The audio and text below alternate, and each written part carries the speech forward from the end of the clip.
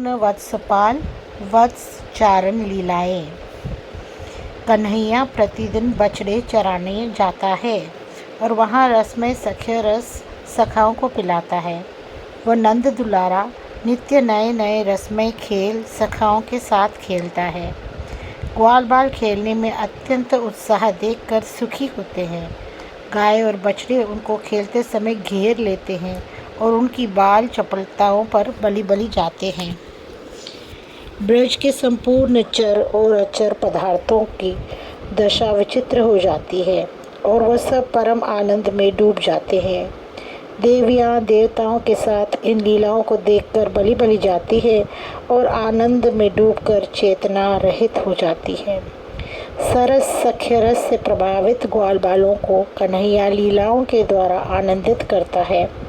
उस समय आनंद की लहरें लहराने लगती है और गोपियाँ इन भावमय छवियों का ध्यान करके आनंदित होती है।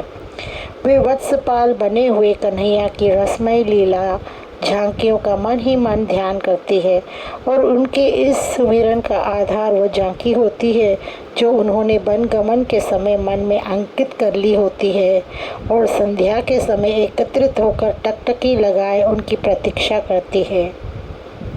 गोपगण अत्यंत आनंदित होकर कन्हैया का बन जाना और लौटना देखते रहते हैं। उस समय वे आनंद से पुलकित हो जाते हैं और बिना पलक गिराए एक जगह खड़े होकर आनंद में डूबे हुए उनका दर्शन करते हैं।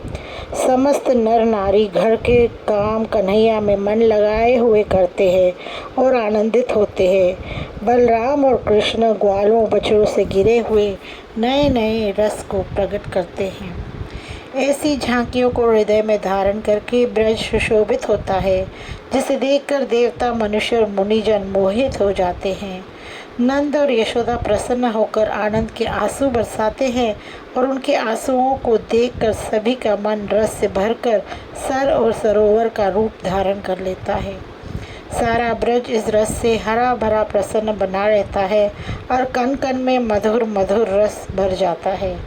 कन्हैया की सुगंध से युक्त अंग की शोभा ब्रज रज में भर जाती है और उसे रसमय बना देती है। खेल में लगे हुए कन्हैया को आनंदित होकर पृथ्वी देखती रहती है और अंकुरों के रूप में अपनी पुलकावली प्रकट करती रहती है। छोटे बड़े सर परस्पर रस की बाढ़ से मिलकर ब्रज को रस का समुद्र बना देते हैं। सभी पूर्ववासियों ने सब प्रकार से कन्हैया को कुशल वत्सपाल मान लिया। अस्तु ब्रजवासियों की अच्छी सम्मति पाकर नंद ने कन्हैया को संपूर्ण बछड़ों के पालन का भार सौंप दिया। अब कन्हैया संपूर्ण बछड़ों का पालन करता बन गया। इतना ही नहीं, वह वत्सपालों का नायक भी बन गया और उसमें अनेक गुण शोभा देने लगे। अब कन्हैया बड़ी जल्दी उठ जाता है, मानो बड़ा काम उसको जल्दी ही जगा देता है।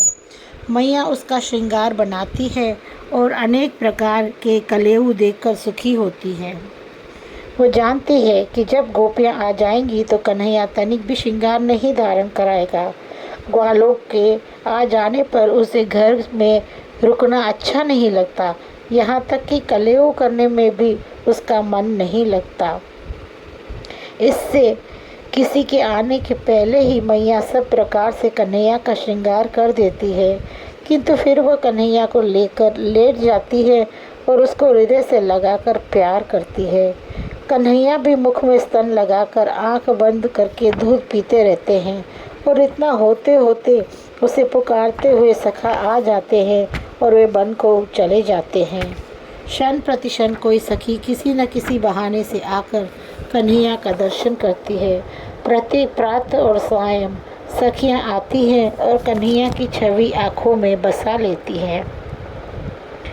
अनेकों गोपियाँ किसी न किसी बहाने से नंद भवन में आती हैं और उनको न्योता देकर तथा मन देखकर मुख देखती ललचाई रह जाती है।